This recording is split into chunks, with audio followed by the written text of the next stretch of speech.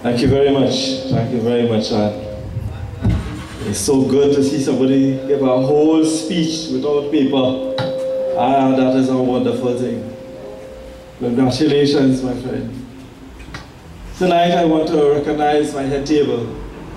I want to recognize the founding father of this great party, Mr. Panday, visionary. Come on. Hallelujah. And he's still with us. I have to say hallelujah because from church settings, you know, I don't sleepy now and then.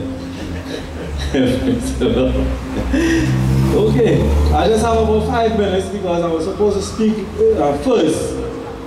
But because I had a little thing to deal with there, I'm here now. My name is Peter Madeira. I'm the chairman of the Arima UNC constituents. And I just want to bring a few facts to you. I just want to mention a few things. And in mentioning it, I know there are some individuals who can really elaborate on it. But it's on my heart. So I want to mention it. But I have some things on my heart which I want to say, which I'm going to elaborate on. I hope that wouldn't take too long. You see, I could talk about the corruption that is within our UNC party. I could talk about the discrimination issues. And one would wonder, I said, listen, this is one of the things that the founding father fought against. That was one of the pillars of his movement. No discrimination. But I see people who are associated with us are fearful of losing the little jobs. There's a family about me who, 3 of them, I never heard I was running for position. They said, listen, come fast, we want to sign. And when they heard that I'm associated with Generation Next, they said, come, let me take it office. Because we have one of we son working in part-time office, and we don't want him to lose his job. That is discrimination. That's not supposed to be in this party. That's not supposed to be here. When we see the inability of our members to see their MPs and their officials, when we see our people going by our MPs and have to wait 1 month, 2 months, and one person actually got an appointment for 2 years to see his MP, that is a form of discrimination. Imagine you can go by a PNM MP right now, and in half an hour, you can get a recommendation, and that fellow is against us. Imagine the inability of our members to get serviced by our elected officials. We have joined this party, labored in this party. We get run by police for putting up placards. We get run by police all over the place. We raised funds and we did all that was necessary to put this UNC party into power, and yet they refuse to service us. You know who they prefer to service? Ian Atlee, a man who campaigned against us, who said everything was against us. A big PNM official, you put him to run a state corporation. You put the next one in Arima, who campaigned against us, who worked against us, but she's also running a state board. Now, is that service for the people? Is that what Kamala was talking about? Serve the people? Serve the people? Serve the people? I don't think that's what she was talking about. But those things are going to be elaborated on because Mr. Panday has a lot of wealth, a lot of knowledge. He can really bring that out. What I am concerned about is simply this. We got an election list. This election list, we were supposed to make up our nomination forms. It had no numbers, no membership numbers. When I got a better look at this membership list, I observed that the members on the list were primarily those who joined the party within the last 3 years. Those are the same members who had double membership in another party, which right away disqualified them from voting. Those are the people who caused our election to be stolen in the last rounds. And those are the same names that are coming up. Because you are not seeing anybody from 15 years ago, 20 years ago, 18 years ago. You're not seeing the lifetime members. You're not seeing those people at all. So what does that tell you? That tells you that they have a plan to do the very same thing that they did in 2010. They plan to do it again. That's the plan.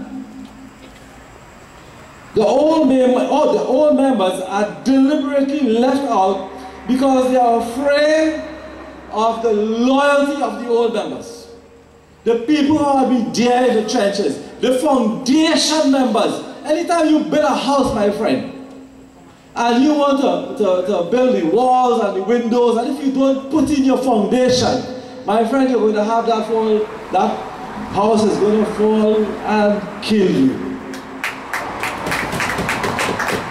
And if we leave out all the old-time members, if we leave out all those stalwarts, what we have there is just the top. And they will have an agenda. Their agenda is not to build party structure. Their agenda is not to make and give the services to the people. Their agenda is to stay in power. Mr. Panday, I was talking about that. If that is your agenda, you wouldn't last long in politics. But I'm telling you something else. When you look at what we have today, masquerading as a list, this really and truly is a delegation system. If you really take a good look at it, they have singled out a group of people, put it on a list, and said these people will vote. It is not everybody. What we campaigned for, what we voted for, what we supported Mr. Panday for, we supported him when he said 1 man, 1 vote. But we're not getting that today. What we have today is a delegation system masquerading as a 1 man, 1 vote. So their purpose really, their purpose is to steal the elections. Imagine hundreds of lifetime members without a franchise to vote. And you know, I come from the legal system there, and I was wondering if they believe that a lifetime member is like when they go to jail. You know, and when they say so, a lifetime, you serve 15 years and then come out. You know? So, in America, they send you in jail for a lifetime, and 5 years time you walk it out. I said, no.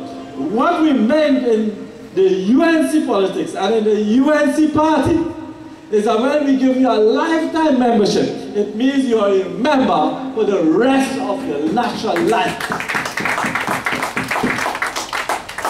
And these people outside there, they don't know if they're a member. They don't know if they're on a list. They're afraid to go and vote. So what happens? These people are living in fear. Discrimination. Discrimination, they put them in fear. And what they're planning to do is, again, I said, they're planning to steal the election in the very same way they stole it before. My friends, I want to tell you something. And it's a shocking thing when you look at former MP, Mickela Panday. Imagine Mr. Panday, founder of the party. They're supposed to come and bring his information for him. He had to go and ask for it. Then they want to tell him to fill out a form. What disrespect. What disrespect. And then they want to pay $10 for a lifetime membership. They don't know what is lifetime. Well, coming out, I have close now. I have 2 pages, but I'm cutting out reading one. My friends, I just want to tell you something here before I close. Should the generation next have the privilege of God and the favor of God to take over that executive, which I believe we will be. Oh yes, thank you very much. My friends, we have a plan to see the survival of this party when we change the executive. This government intends to kill off the UNC members and promote a people government. That is why there are no women's arm meetings, conventions, no youth arm, no constituency activity, no party group formations, no activities in the UNC party. Therefore, we are really and truly a dead party. But I am saying, when we get there, we are going to revitalize the UNC. We are going to revitalize the party groups with their constituent executives, the party constituency councils, the youth arm, the women arm, and we are going to give life to our UNC party. Give somebody a hand here. Give somebody a hand. Can't be me alone that have this vision. We are here to save this party because the so-called PP government is working very hard to see it die. They are working very hard to see it die. In that way, all our members, old and young, will have a voice. A place to voice your voice, and people who can carry your issues straight up the ladder, right up to the executive, where we can now, as an executive, speak to the government and say, this is the direction you're supposed to be going. I'm telling you, we have a grave responsibility. Make no mistake, my UNC brethren. We have a grave, grave responsibility to go out there and change that executive. We have to change that executive because they are intent on destroying your party. And we are here, I want to say, thank God we have Mr. Panday with us. Thank God, please, thank God we have Mr. Panday with us, who saw the best that is going to happen. I said, listen, I have to try and help these people to save themselves. I am saying we have a responsibility. Do not waste it. Put generation next in power so that we can save the past generation, the present generation, and the future generation. Thank you very much.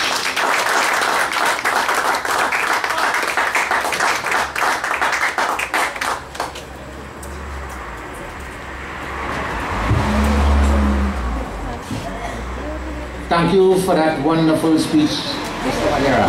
A round of applause for him.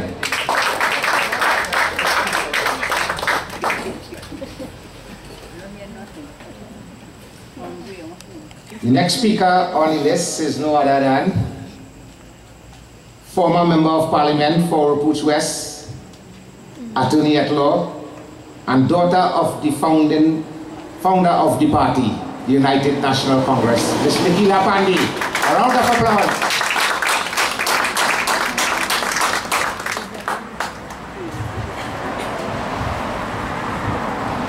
Thank you, Mr. Chairman.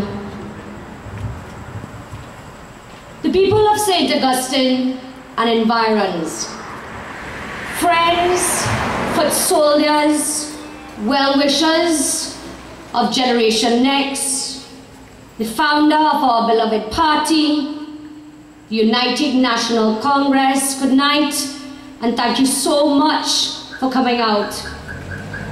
Most of all, to show your support at a time where, on a personal level, I have experienced many people who are afraid to do what you have done here tonight. So I want to say thank you, because without you, we are no party.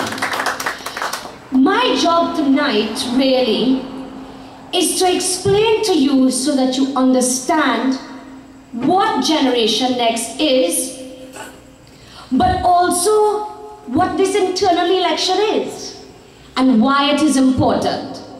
And I tell you that because I don't think it is sufficient for me to tell you, just support this slate of people, as was done the last time with a group called The Star.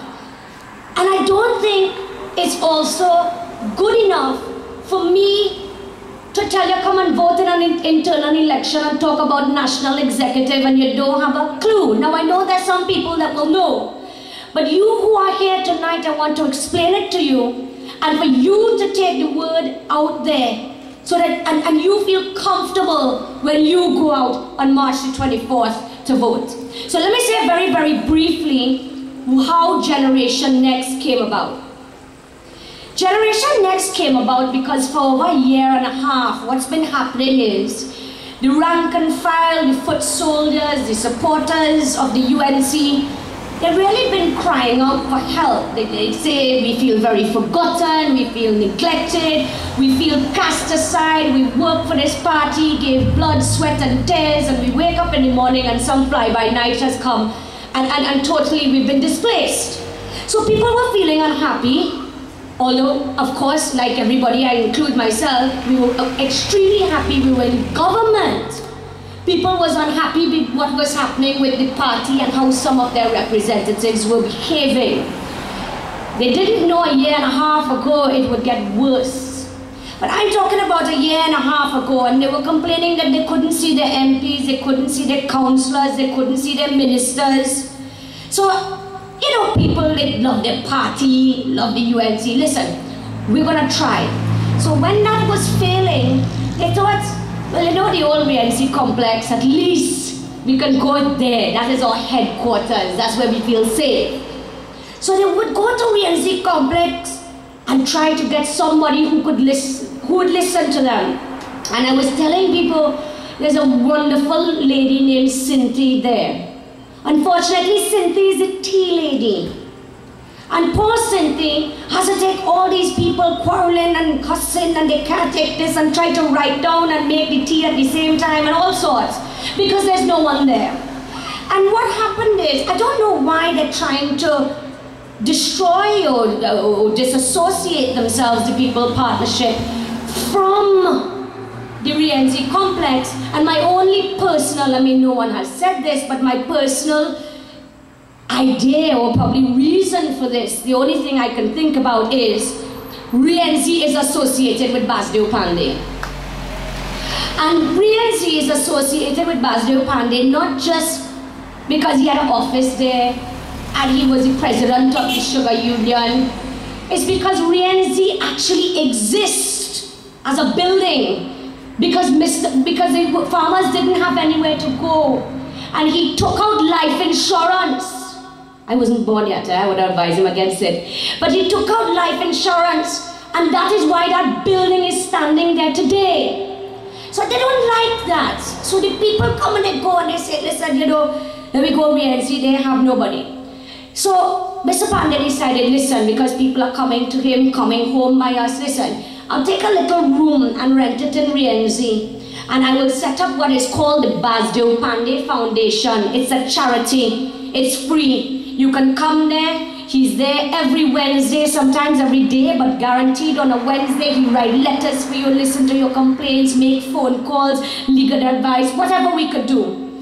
But what started happening was there had never been any results.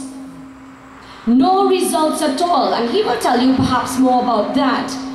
And then of course, when the internal election was due, we, a group of UNC foot soldiers and young people, came together and we went to Mr. Panday and we said, listen, we would like to contest, or we would like to, how can we bring back our party to its glory days?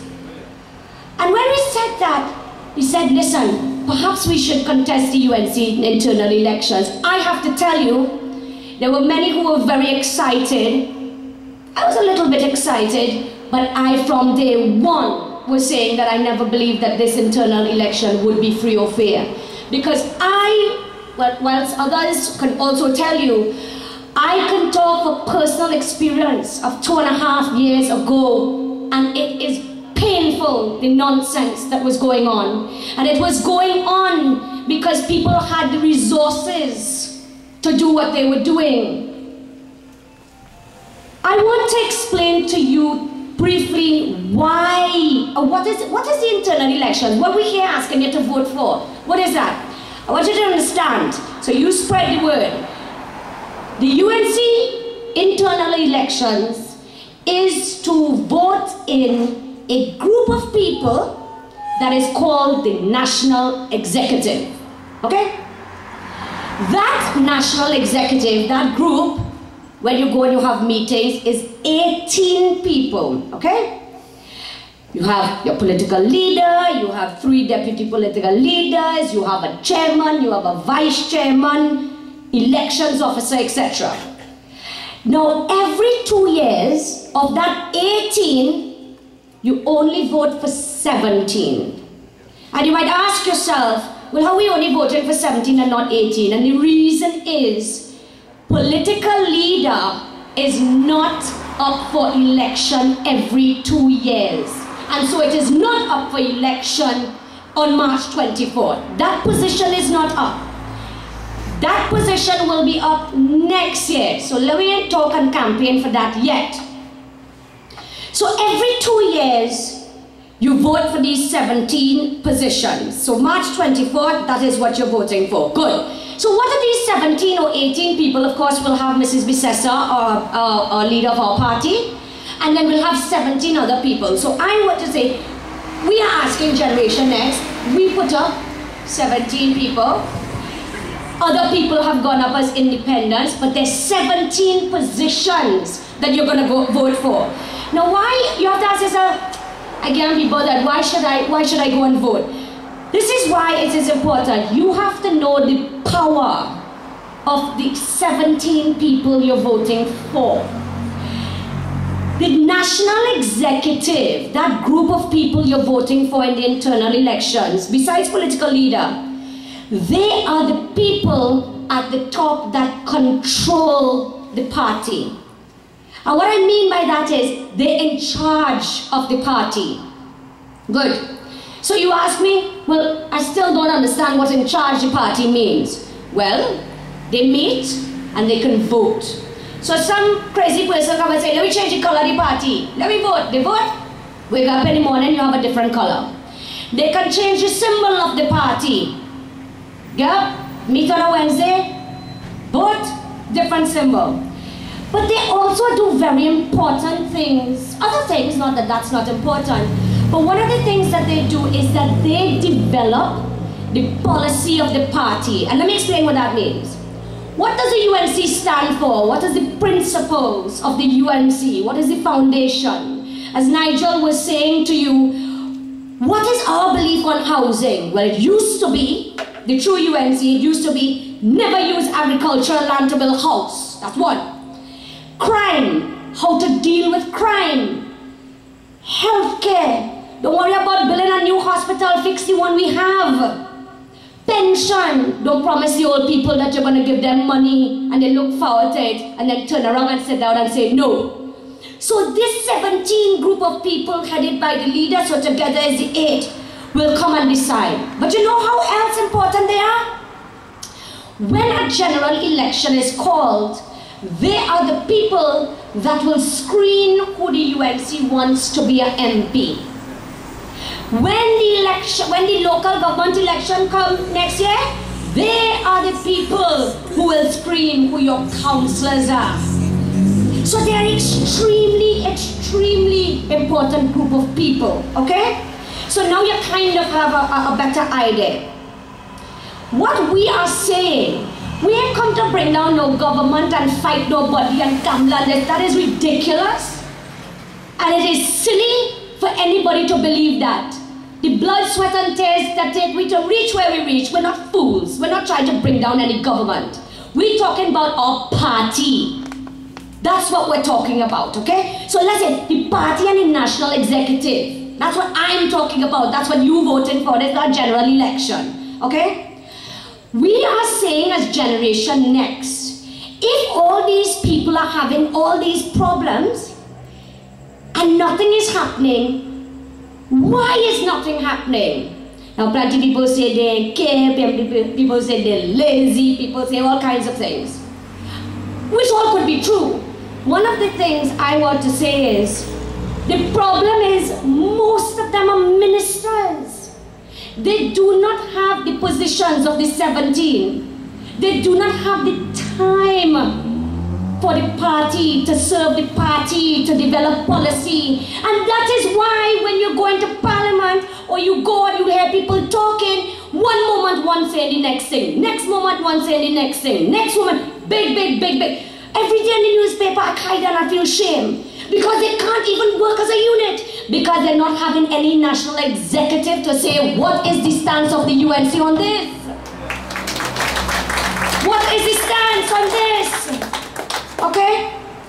Beyond that, you have to understand that the national executive, I tell you, it runs every day, right? Every day. Let me tell you something. 2.5 years ago you voted. You put in a new executive, which is the current executive now. I want to tell you something. You know why the UNC is dying a slow death? It ain't dead, but it's dormant and dying a slow death. We have never had a national NATEX. Let me say again. They had 3 NATEX meetings. One at Mrs. Bissesa's residence in Philippines, and I know because I live 2 minutes away. One at the diplomatic center, and I don't know where. They wouldn't even go back to Rienzi. We have not had a national congress. National Congress allows you to tell us what you think, and we get together, the 17 of us will get down, and we will say, this is the policy because this is what the people want. You ain't talking for yourself. You're talking for the people.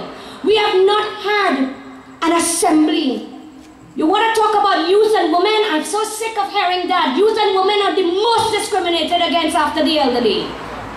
When have we tried to build the UNC, to build youth? Where is the youth arm? Ever so often they just write a letter, we support the Prime Minister and so and so, and that's it. Do something. Encourage youth. What about women, the backbone of society? Women have no say in the UNC. We might have a leader, but that's as far as it goes. And that does not reflect the UNC and its policies, because we have done nothing for women, and in the next 3 years we would have left not one legacy for women on this party, and for parts even in the country. I explained to you again, I nearly said our leader, our founder has to speak, and I don't want to go on too much. I want to give you some examples in case you think that I'm misleading you. Put aside, remember, political leader is not up. Next 3 positions of the 17 I was telling you, try and remember it and understand it, is deputy political leader. We have 3. Rudal Munilal is an MP, and he's also the Minister of Housing. When Rudal getting time to come talk UNC business and worry about UNC people? Suraj Rambachan is an MP and the Minister of Foreign Affairs, and I think that speaks for itself because he's always away. Where's Suraj going to have time to do that? Fuad Khan is a Vice Chairman, MP and Minister of Health, and he thinks he does such a good job as a Vice Chairman, he now applied for Deputy Political Leader. I feel sometimes I'm in La La Land. You have Colin Partap, and I only bring him up because national security is so important. He's a junior Minister of National Security and the Minister and the MP for Komuta Manzanilla, and he's the Policy and Strategy Officer. When is he going to talk about UNC policy? When does he have time to strategize?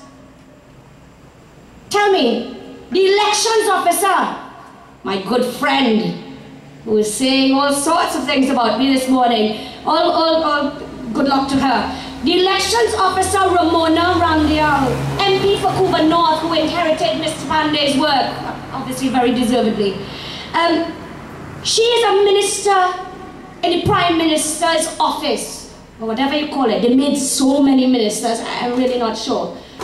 What happened is Ramona Ramdial didn't realize as the current elections officer that very many numbers of UNC people, including myself, wasn't on the list. And when they asked her on TV today, she said, well, you know, we don't know, we can't do everything.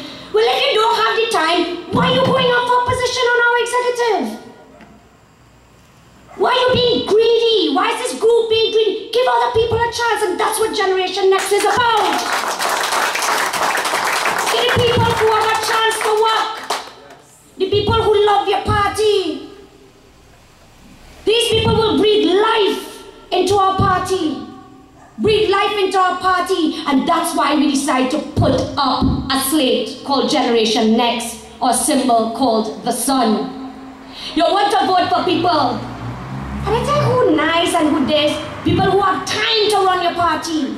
People who have time to listen to your complaints. And people who don't want to hold a position for position's sake. You know what? I'm going to be an MP, I'm going to be a minister, I'm going to be a deputy political. Nice CV. Is that what's important? Yourself? I'm fed up of hearing country before self and seeing no action when you talk, when you talk, when you talk. And so I leave you tonight and say, I hope that you understand what I'm saying, you understand what we are about, why most of all we are doing what we are doing, why your vote is important. Don't worry about how you have to cook and this and that. This is important because it's the future of your party. This isn't going to do anything for the people that's going up. It will be you. And so I say in closing, don't worry if your name not on the list. The hundreds of lists. Don't worry if you have more than one party card. Don't worry if you never get a party card and you have 3. Don't worry if they tell you that your membership, lifetime membership is not valid. You go out and vote. You will never know if your name was on.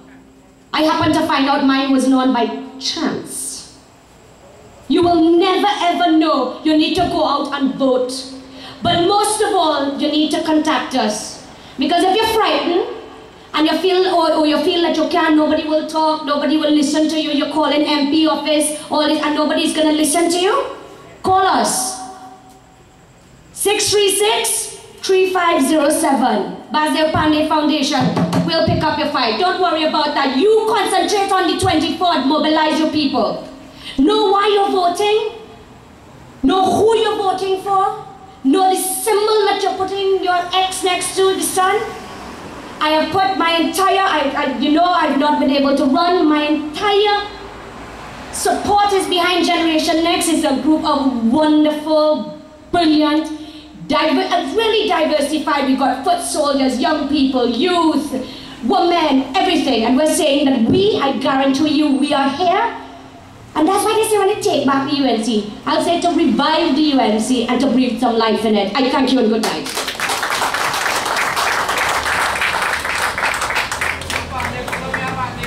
All right. Thank you for that wonderful speech, Mrs. Mickela.